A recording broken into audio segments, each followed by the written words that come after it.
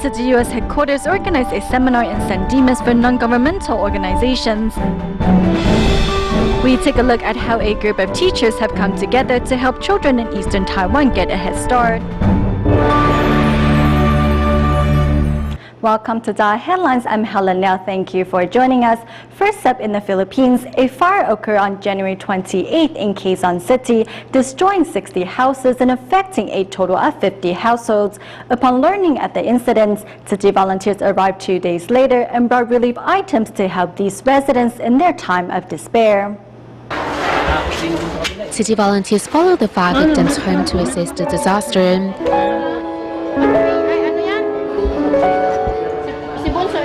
What were once beautiful homes for 50 families is now nothing more than smoldering debris. We don't have many belongings left, and we couldn't salvage any financial assets. What I have left are the clothes I am wearing and my children. The fire occurred on January 28th in Quezon City, destroying 16 houses and affecting 50 families. Luckily, no casualties have been reported. City volunteers arrived 2 days after the blaze with relief items, including rice, drinking water, blankets and daily necessities, in hopes of bringing timely assistance to the residents.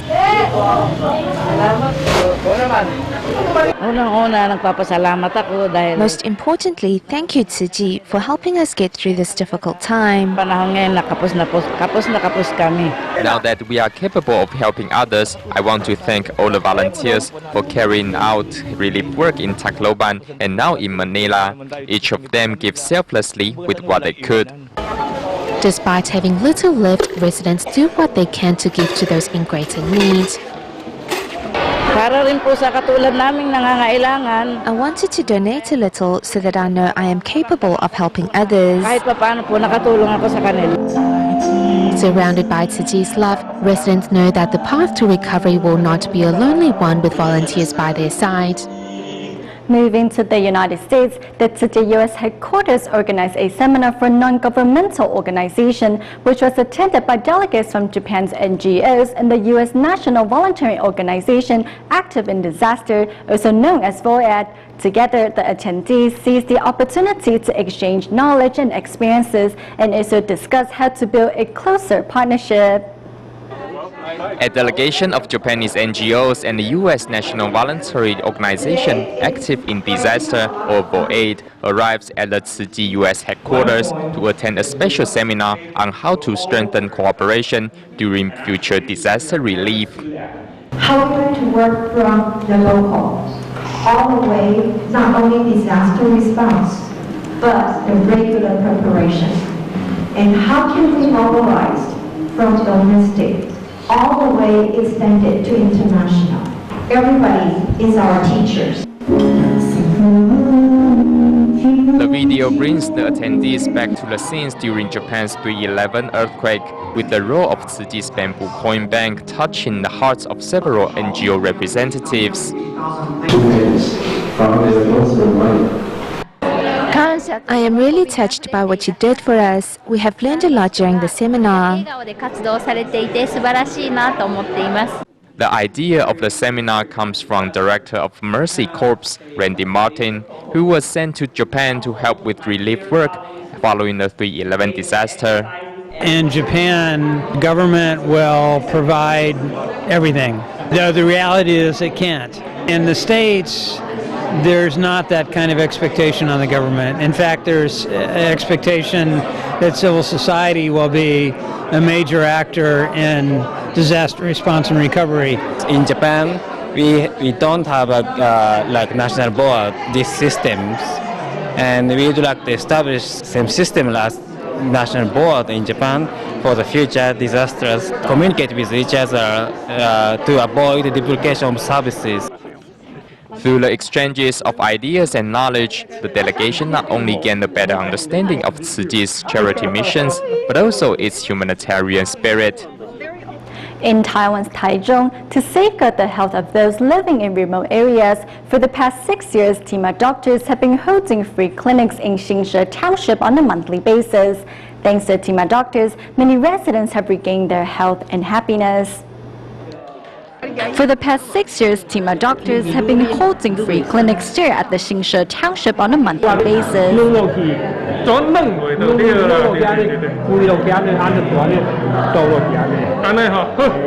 Other than caring for the patients like old friends, media volunteers also seize the chance to entertain those that are waiting to see a doctor.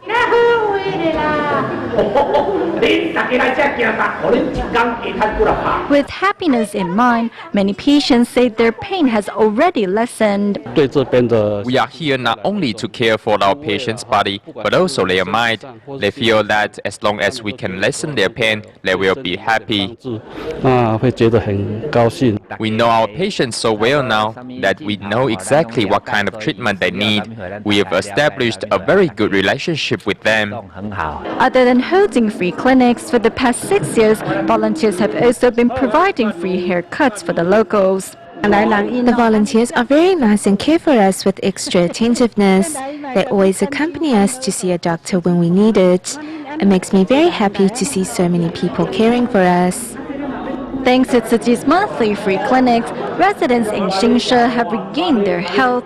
In the years to come, this group of doctors also promise to continue safeguarding the health of residents here. The lack of resources in town's remote countryside has long been an issue that needs attention and solutions. With more resources given to bigger cities, what will children in remote areas do to get a head start? On the east coast of Taiwan, we see how a group of teachers has come together to set up the Haizuo Vacation School to address this problem. Behind the 70-kilometer-long coastline that stretches from Hualien to Taidong are many hidden pristine sceneries. Today, DaAi TV reporters are traveling on Provincial Highway number 11 to mountainous areas to look for a place called Fanshu Liao. At the end of the road is Suilian Elementary School student Xu Chaohui's home. Coming from a single-parent family, Chaohui's 90-year-old great-grandma is left to look after her and her two siblings, while their father works in Taipei. When the kids come home, they just watch TV all the time. We tried encouraging them to study, but they just won't. The generation gap makes it hard. Alright, remember to buckle up. There is no elementary school further down, just a tribe.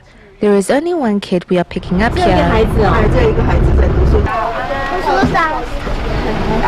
The school bus travels through a few villages, picking up a total of 19 children from the Kabalan, Bunong and Amis tribes, all of whom will attend the Haizuo Vacation School in Yanliao.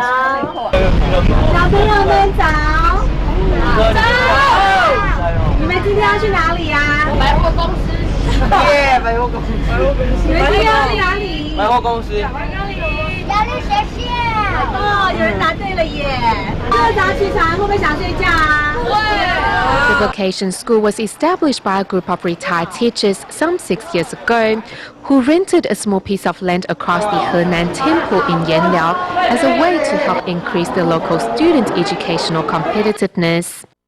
We all know that there is a difference between the cities and rural areas, but exactly how big the gap is, you will have to come here to find out. These classes and curriculum we teach won't solve the problem. We need to go into the tribes and their families to get to the root of these issues. In 2011, Taipei City was given a funding of some 176.9 billion NT dollars for education, while Hualien County was only allocated with 5.3 billion NT dollars, 33 times less than Taipei. With children from remote areas lacking educational resources, the vacation school aims to help build a solid foundation for these students. I like coming to Haizuo to study because I get to meet new friends here and also improve my grades.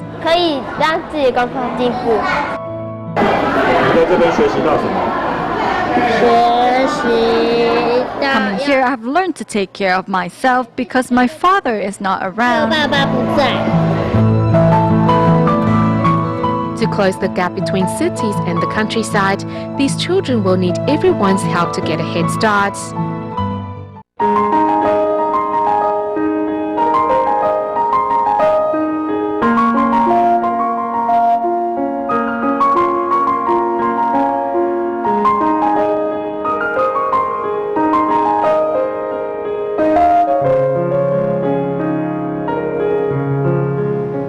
The blooming of the Taiwanese mountain cherry signals the beginning of spring, and among Taiwan's indigenous tribes, it also represents the continuing cycle of life from one generation to another.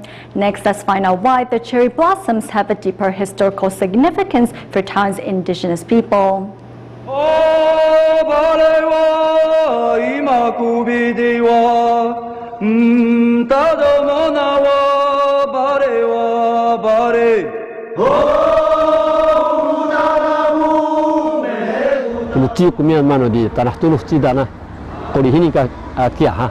The Usa incident happened near here. Before, this area here was called the Usa Rebellion Memorial. Now it is called the Usa Memorial Park. After this park was built, every October 27th, members of our tribe would gather here to commemorate. As a member of the Sidic tribe, Guo Mingzhen has spent years unearthing the history and culture of this area.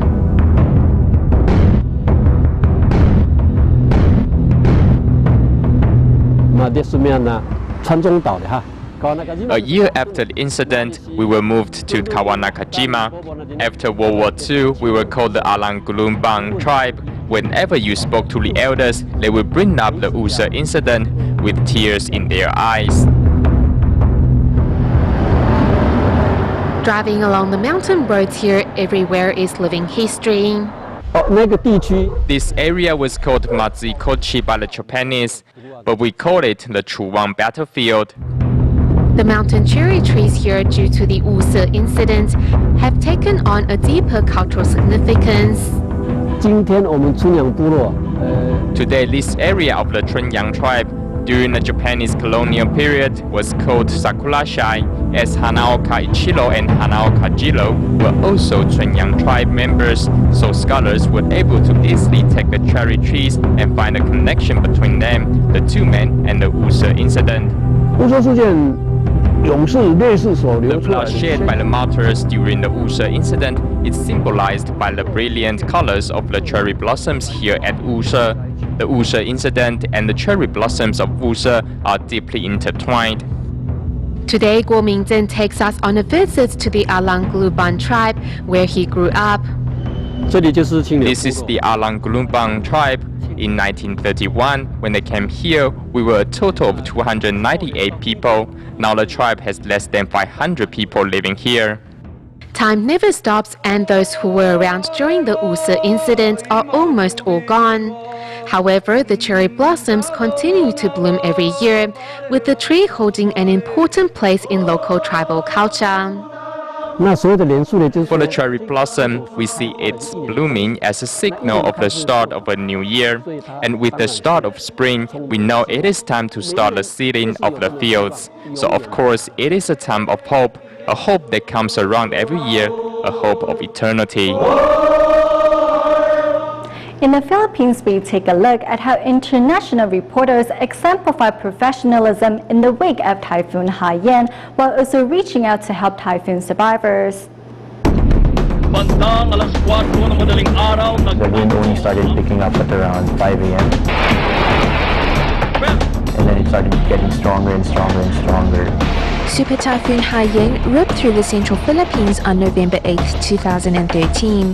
Atama Raulo, a reporter for the ABS-CBN, witnessed this catastrophic event unfold before his eyes. The most scary part of the storm was the storm surge, which happened very quickly. In a matter of 5 minutes, the water rose from around ankle deep to above your head. The fierce winds and torrential rain made live coverage difficult, and any error in judgment was likely to endanger the safety of the news crew. We decided to move up to higher ground before the storm surge hit, and there really wasn't any warning when that was going to happen, so I guess we were a little bit lucky. Flash floods engulfed Tacloban at an alarming rate, forcing local residents to evacuate to higher ground. During his live coverage, Araulo saw many residents who could not swim. He immediately put down his microphone and began helping to rescue residents. Their lives weren't in danger by this point, but it's still very deep. Footage of this heroic reporter quickly spread across the world. Not only was Tom Araulo hailed as the national hero, this powerful storm also caught the attention of the international media.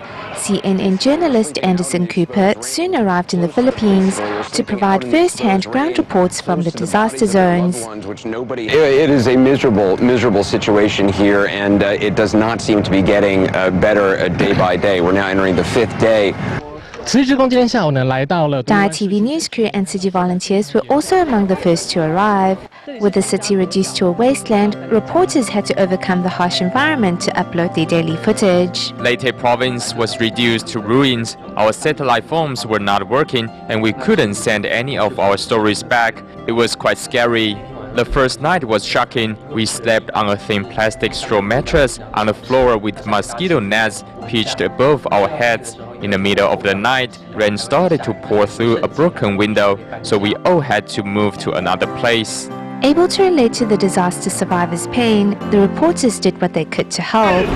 Holding her daughter in her arms, this mother is in desperate need of help. The DaAi TV news van happened to drive by, so our news van turned into an ambulance. We heard a piercing scream amid the ruins. We saw a mother holding her baby, running frantically seeking help. The news team offered the news van to help, but was also reminded of their duty and mission. What if they could not upload their coverage on time? That thought quickly flashed through my mind, but we know how precious life is, so we didn't mind letting them take the news van. Inside City's free clinic, another crew of reporters witnessed the tug-of-war between life and death. In that moment, what I saw tugged at my heartstrings. I had my mic in my right hand, and my left hand, I was wiping away my tears. The child was finally treated for heat cramps, and the assistance of media workers truly illuminated the kindness and compassion of humanity in the typhoon's wake. 那还是给你的笑容，它会抚平你的心灵，因为我们的感动才会把这个好的报道写得出来。有一些苦啦，在那个当下都已经不是问题了，因为我们觉得那可能就是一个在那个现场的一个使命感。Well, I certainly don't think I'm a hero. If any journalists were there and they had the opportunity, I'm sure that they would do the same thing. In Indonesia, the constant rains throughout January have triggered floods in Tangerang. The main cause because the flooding is the excessive amount of garbage that has been discarded into the waterways, leaving it clogged with waste. To help, the Army Command Headquarters in Tangerang has implemented recycling concepts at their campsite so that soldiers may also play a part in safeguarding the environment. Today, soldiers dressed in camouflage are sorting recyclables. I brought all the unwanted items from home to be recycled here. Despite the drizzle outside, Colonel Wawan Ruswandi gathers his men from PFCs to colonels to sort recyclable items from paper to plastic bottles. We would like to thank the Tsuji in Indonesia chapter. Our last visit made us realize that we were a step behind in our recycling work, as the Tsuji volunteers have long incorporated recycling concepts into their daily lives. It all goes back 2 months ago when Colonel Ruswandi first visited the Tsuji Indonesia chapter to learn more environmental concepts from volunteers. The eye-opening visit broadened his outlook and raised his environmental consciousness. The regular flooding in Jakarta is caused by garbage being thrown into the waterways, and plastic accounts for the majority of the litter. All of us need to take responsibility for the waste problem in Jakarta and Tangerang. The Colonel hopes to put an end to the rubbish-induced flooding in Jakarta, and to help, the military has even decided to donate the proceeds from the recyclables to help those in need. Moving to China, we traveled to Shanghai and Dongguan to see how volunteers have promoted eco-friendly concepts to members of the public. But first, let's go to Hunan's Changsha City to see how volunteers encourage store owners at the Gaochao market to join their ranks. To remind members of the public of the importance of recycling, more than 20 Changsha Tsuji volunteers in China seized the opportunity during the Lunar New Year holidays to visit Gaochao market. Baochao Market is the largest wholesale market in southern China. As the market is always filled with people buying and selling goods, the amount of garbage produced is fairly significant, especially recyclables such as paper boxes. Seeing the volunteers' efforts in protecting our Mother Earth, many store owners and their children have decided to join the volunteers' ranks in sorting recyclables. 纸盒子可以卖钱的哦。 Knowing that there is not enough space to store the recyclables, Tzu volunteer Deng Jinglian happily offers a place at her home as a temporary recycling point. 本来是做什么用的啊？ It was a small storage room. Although practicing recycling is not easy, it is something that we need to keep doing. We need to encourage more people to join our ranks. Meanwhile, in Shanghai, Tzu volunteers are holding their first recycling event following the Lunar New Year at the Jiayou community in Xuhui district. Joining the volunteers is 81-year-old retired professor Li Shenghua. We can turn these unused items into treasure, right? This is the purpose of practicing recycling. Practicing recycling can also make our living environment cleaner. Since last year, Tzu volunteers have been promoting the benefits of recycling to those living at Jiayou community. Knowing the importance of safeguarding the planet, many seniors have decided to dedicate their time to the cause. Practicing recycling is not picking up garbage. It can help needy families and students, so we need to do it. Although we have limited strength, we will do our best to help. Upon hearing the good work Tzu volunteers have been doing around communities in Shanghai, Pudong New Area Director decided to learn more about Tzu's recycling efforts. The Tzu Foundation has been promoting recycling for years, and I hope to contribute my share and remind members of the public of the importance of practicing recycling. I will also do my best to promote recycling to other government officials. I think this is something that I want to work on for the next few years. Also doing their part in promoting recycling are Dongguan Tzu volunteers in Guangdong Province. At Chang'an Park, volunteers teach members of the public how to make eco-friendly detergent from fruit peels. Before washing your clothes, you can soak them in this eco-friendly detergent. The clothes will be very clean as the enzymes in the detergent will kill off the germs. To make sure members of the public can remember how to sort their recyclables, the volunteers have thoughtfully come up with a few tips. 一颗小小的电池可以影响，可以污染我们600吨的水。 Safeguarding our Mother Earth is something all of us can do. If each and every one of us can sort our garbage, together we can make our planet a better and cleaner place. We go back to Taiwan at the end of the show. To start the new year fresh, the superintendent of the Taichung Tzu Hospital, Dr. Jian Shouxing, and medical staff gathered to clean up the weeds in the gardens located outside of each floor of the hospital. We will leave you with these images. Thank you for watching DaAi Headlines. Goodbye.